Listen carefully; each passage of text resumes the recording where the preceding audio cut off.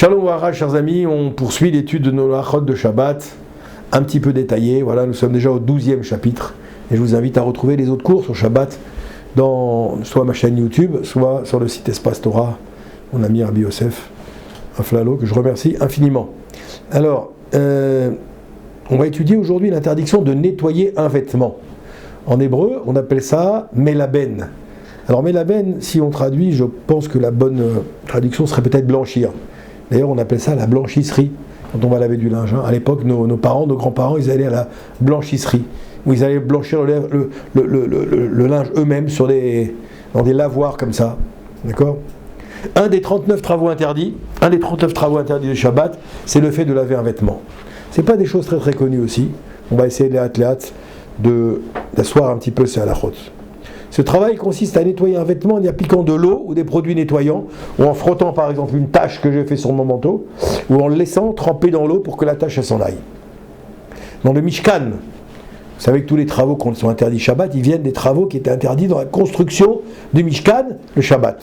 Donc forcément, s'il y a un travail interdit qui s'appelle Melaben, il faut chercher la correspondance avec son interdiction au moment de la construction du Mishkan, il y a de ça plus de 3500 ans. À l'époque, dans le Mishkan, on blanchissait la laine et le lin. On les blanchissait littéralement. Ouais, pourquoi faire ? Justement pour aller fabriquer les tentures. Les tentures qu'il y avait au Beth Amikdash. Donc on blanchissait la laine et le lin pour la confection des habits également des Kohanim. Excusez-moi, j'ai oublié ça. Le Kohanim, il avait des vêtements blancs aussi. Et donc il fallait lui fabriquer ses vêtements. Ils étaient quand même nombreux, les Kohanim. Donc il y avait toute une usine qui fabriquait les vêtements pour le Kohen. Le fait de laver un vêtement, c'est un dérivé de blanchir, mais la benne. Quand tu laves un vêtement, c'est un délivré de ce travail-là, mais la benne. De même, celui qui essore un vêtement, il transgresse cette interdiction de la Torah, parce que essorer est nécessaire au lavage. Tu ne peux pas laver sans essorer. En général, il faut obligatoirement que tu essores.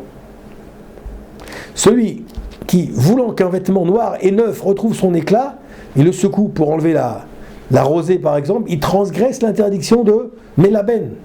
Et oui, parce que cela, ça revient à le nettoyer, d'enlever la rosée s'il y a de rosée qui est tombée dessus. D'accord ? Tout cela à condition que la personne soit soucieuse de ne pas sortir avec un vêtement couvert de rosée. Si maintenant la personne elle s'en fiche, par contre il est permis de secouer un vêtement pour en retirer de la poussière.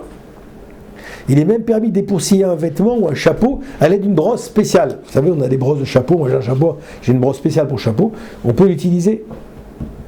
Shabbat, c'est possible. Si de la neige est tombée sur un vêtement, c'est l'actualité en ce moment, c'est l'hiver, si de la neige est tombée sur un vêtement de nylon ou une autre matière synthétique, il est permis de secouer. Pourquoi ? Ça va glisser sur le vêtement, ça ne tient pas. Ça n'absorbe pas. Il est permis d'enlever des plumes sur un vêtement, même s'il est neuf. Tu étais promené près d'un poulailler, où il y avait une poule qu'on a amenée dans la synagogue, elle a mis des poils partout, toi tu as des poils qui sont tombés sur ton mur, sur ton vêtement, tu vas pouvoir donc les nettoyer. D'accord ?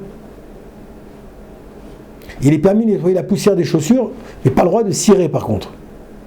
Tu ne peux pas cirer, prendre un cirage, tac, tac, tac, ça tu peux pas. Mais tu peux enlever délicatement l'eau ou la poussière surtout, parce que je me dis chez toi il n'y a pas d'eau, la poussière qui est sur les chaussures avant de les cirer. Mais Shabbat, on n'a pas le droit de les cirer, donc on les cire pas. On les cire dans la semaine s'il faut. Il est interdit de mettre de l'eau, du sel ou un produit détergent sur la tache, si on a fait une tache, et même sans frotter, on n'a pas le droit de le faire. Pourquoi ? Parce que les détergents qui sont très forts, la tache va partir sans que tu aies rien à faire. De même, il est interdit de frotter la tache, même sans rien mettre dessus. La tache toute seule, tu ne peux pas la frotter. Par contre, on peut passer dessus légèrement, sans frotter, une serviette sèche, ou un torchon légèrement sec, et ça on pourra l'utiliser le Shabbat pour d'une certaine manière faire en sorte de nettoyer cette tache qui s'est posée sur le vêtement de la personne dehors. Voilà, Bracha ve'Hatzlacha, on fera un deuxième cours Bezrat Hashem sur Melaben.